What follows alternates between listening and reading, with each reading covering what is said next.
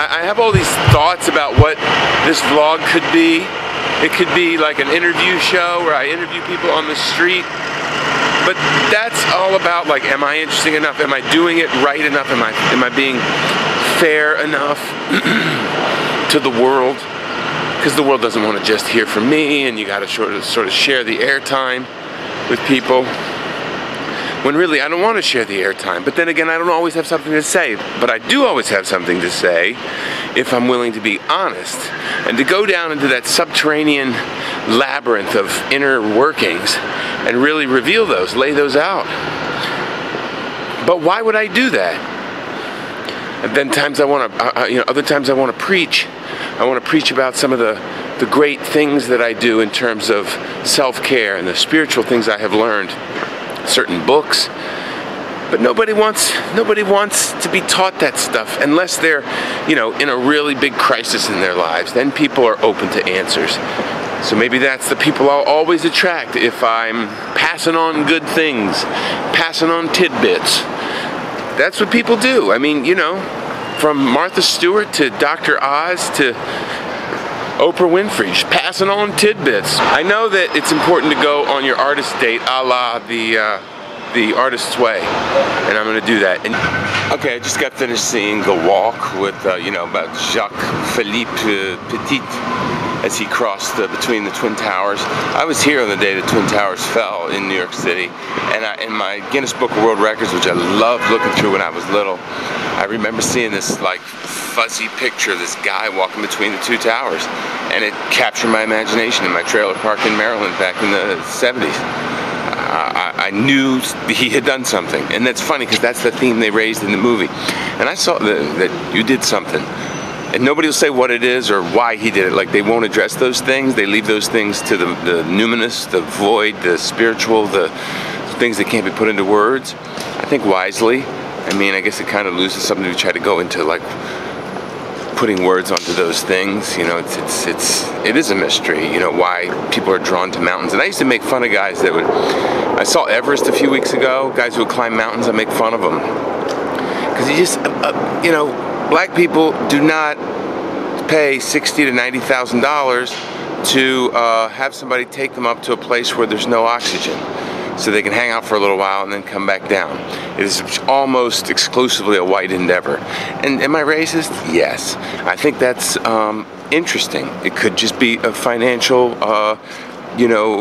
barrier to entry, you could say, since maybe white people have that kind of expendable, money. I'm not saying there aren't any wealthy black people, but I don't see Oprah on top of Mount Everest, struggling for oxygen, making a last phone call home to people she loves, saying, we got hit by a freak storm. There's no such thing as a freak storm on top of Everest.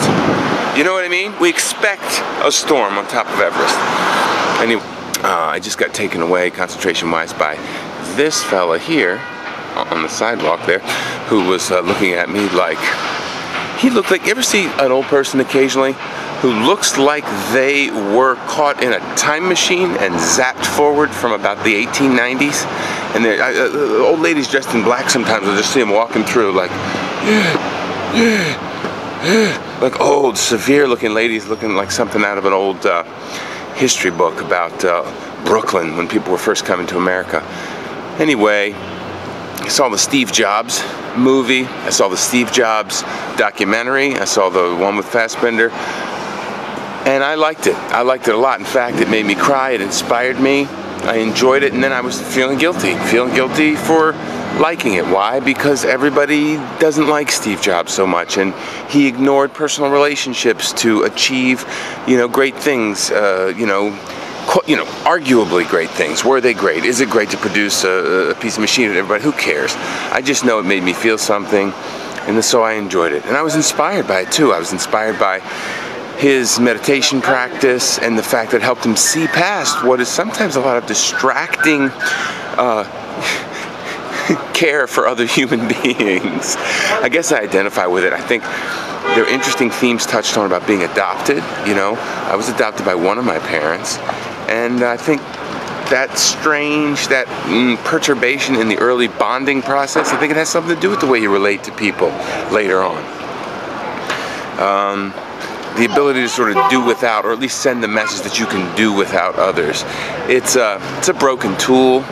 It's also a powerful skill to have, to be able to be by yourself. I am learning that it's good to come back to people once you've been by yourself, and I mean like in meditation. The ability to leave relationships, work or otherwise, without worrying that you won't be okay. I ran away from home when I was 17 and lived on the streets for a year, literally on the streets, not like, you know, not on the streets, on the streets. And I think that got me over a major fear of like losing my home. I know that if the bottom drops out, or if the world system collapses, we're going to be fine. Especially in America. Start poking through the trash. There's tons of stuff here. Now, that might not be the highest vibe thinking in terms of, getting to some level like Steve Jobs. Don't worry about it, honey. We'll do fine. There's stuff in the trash. There's stuff out in the trash if we ever hit upon hard times.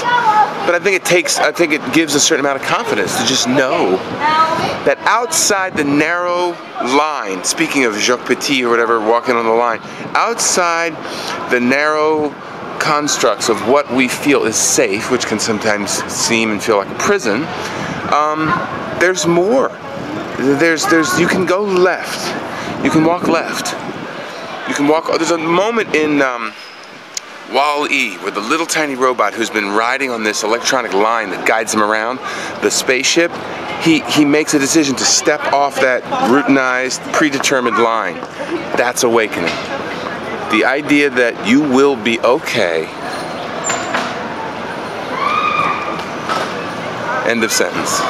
Well, it's alright. Even if you're old and gray, well, it's alright.